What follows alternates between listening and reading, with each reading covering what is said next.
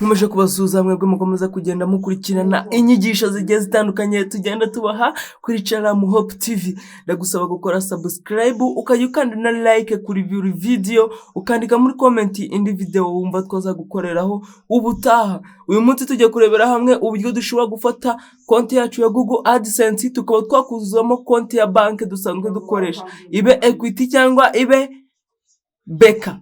Muri iyi video worasabwa kwireba kuvitanye kugeza irangiye nkakwereka uburyo cyo ushobora guhuza banki yawe ya Equity ukayihuza na Google AdSense ku buryo amafaranga uzajya ukorera kuri YouTube cyangwa kuri website already azajya itagenda akagera kuri banki ukabona wayabikuza. Worasabwa kumva video kuvitangiye kugeza irangiye. Reka duhite dutangira. Nkubutsa ko iyi video ni part ya gatatu y'uburyo wahuza konti ya AdSense na konti ukoresha. Uba utarebye uburyo wakoriyetinga Google AdSense neza ukuzuzamo information, izo video narazibakoreye ziri kuri YouTube channel yacu, wasubira inyuma ukajya kuzireba. Reka duhite dutangira. Urinjira muri browser usanzwe ukoresha, ibe Safari cyangwa ibe Google Chrome, urandikamo Google AdSense login cyangwa wandikemo AdSense account. Numara kubyandikamo urategereza birodinge, urahita ubona iyi link ya website ya mbere, uhita uyikandaho. Niba uri mushyashya kora subscribe, ufungura inzogera kugira ngo YouTube ijye ibasha kukugezaho video zacu mu bambere. Nawe uhasanzwe wandike like, by'umwihariko wibuke gusiga comment utubwira uko wabonye video niba wayikunze, kandi ushobora no kutwandikira muri comment utubwira video wumva wifuza ko twazagukoreraho iyo ubona yagucanze. Ubundi reka duhite dutangira. Already urajya muri browser yawe iyo ukoresha, wanditsemo AdSense account cyangwa wandikemo AdSense login. Numara kwandikamo AdSense account login, barahita baguhereza iyi link ya mbere, uhite uyikandaho. Numara kwandikamo AdSense account login cyangwa wandikamo Google AdSense, ubundi twemeze. Okay, urahita ubona iyi link ya mbere yanditseho Google AdSense, urahita uyikandaho. Tegereze. Okay, hano barahita badusaba email tugiye dukoresha muri AdSense, tuyishyiremo. Tegereze loading. Okay, urabona ko tugeze muri dashboard yacu ya AdSense yacu.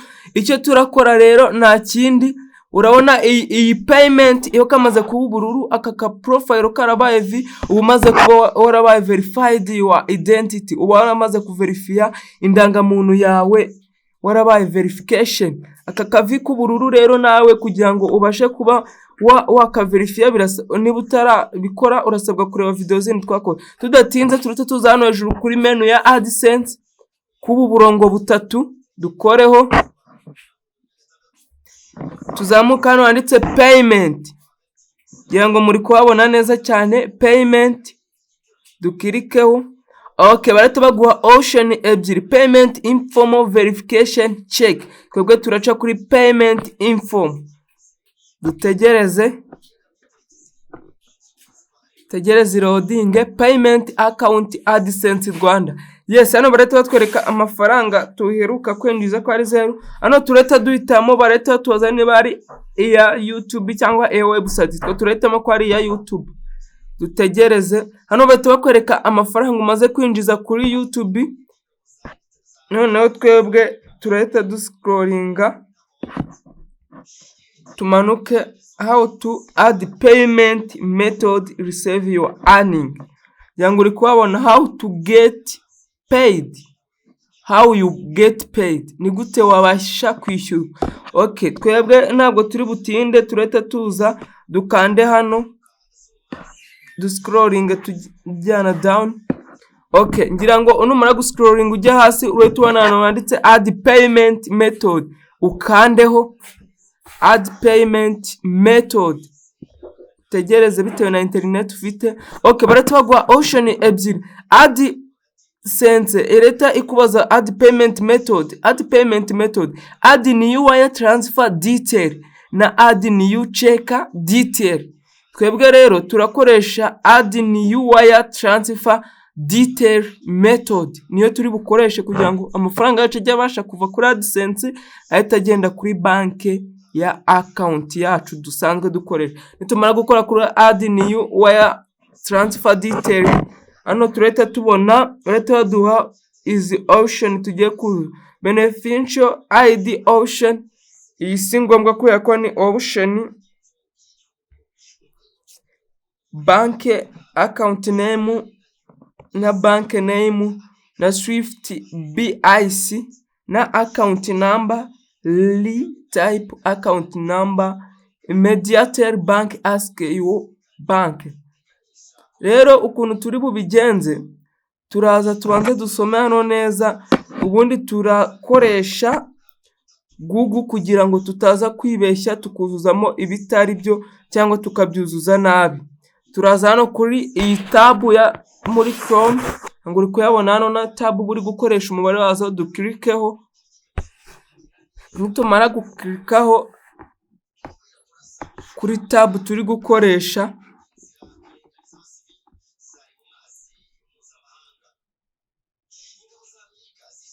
twadingeho new tab, tutegereze ubundi dusearchingemo Swift code account, Swift code of Equity Bank Rwanda. Okay, twebwe muri Google barahita batwereka izi Swift code za Equity Bank yo mu Rwanda. Twebwe turita kuri Equity Bank, dore izina ryayo ni Equity Bank Rwanda PLC. Swift code yayo ni izi, Swift character ni izi ngizi, branch name ngiyi Equity Bank Rwanda PLC, branch address dore ngiyi awerereye, branch code ni dore ngiyi naho ubuyifitiye yawe. Okay, tureta tukopia branch name, turayiselectinga gutya tubashe kuyikopia nibwo igenda neza. Branch name dukopie, tugaruke kuri ya tab ya AdSense yacu, tuze tuyishyiremo hano handitse name of bank account, bank name.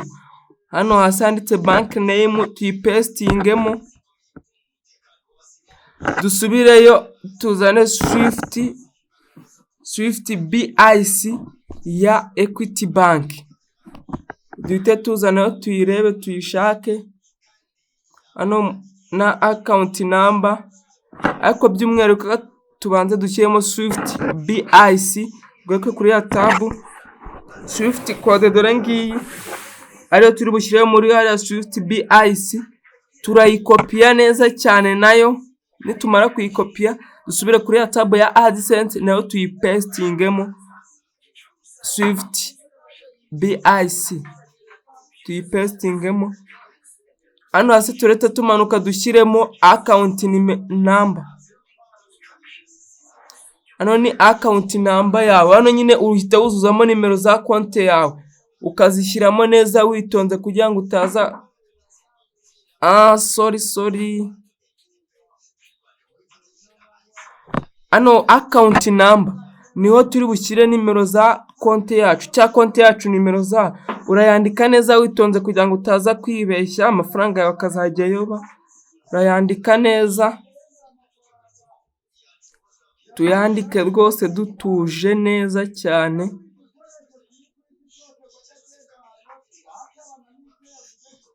Nitumara kuyandika turongera tumanuka hano retype account number, tuyikopie naho tuyishyiremo, noneho ducekinge ko account number yacu ariyo konti yacu neza. Tubanze tumakinga sure ko account yacu ariyo twabyujuje neza, tutaza kugira amakosa na makeya dukora. Ubundi duhite dushyiramo bank name on bank account. Hano turashyiramo niba ari business, niba ari personal, ariko ngiye kora ko nkoresha personal account, ubwo ndandikamo person account, mbyandike neza. personal account mbyandike neza. Ubundi ubu ngubu uhita ucekinga ko wabyujuje neza. Hano urahita uhitamo niba ari primary payment method. This method may need to be verified. If you make your primary payment method, payment may be. Okay, ngira ngo uri kubibona neza. May be denied. Ubundi tureta uragatikinga ko ari primary method nkoresha. Ubundi duhite dukora save.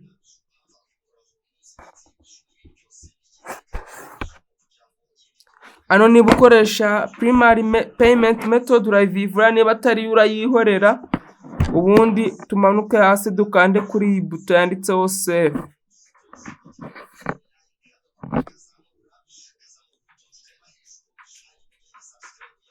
Yes, ngira ngo ubu ngubu twamaze kubyuzuza neza cyane. Ubu ngubu barimo baratubwira ngo wire transfer to bank account, wire transfer to bank account. Byamaze kugenda neza cyane. Ngira ngo hano urabona bari kutwereka nimero za account yacu, bakanatwereka ko ari personal account nkuko twabyujuje. Ubu ngubu ni ukuvuga ko ni ukujya dutegereza ukwezi kugashira amafaranga twakoreye kuri YouTube agahita aba transfer to bank account yacu. Ngira ngo iyi video niba ubona wari uyikeneye kanda subscribe, niba utarabikora ukore like kuri iyi video, ukore na share kuri bagenzi bawe ubona bayikeneye. Wandika muri comment ikindi ubona cyagucanze muri urugendo rwa YouTube umva twazagukoreraho. Ngiye twari turi kubana nitwa Oromie Chancelier, ndabakunda cyane loud and clear. Ciao ciao. Mwandika muri comment video tuzabakoreraho ubutaha. Ubundi duhure muri video zikurikira.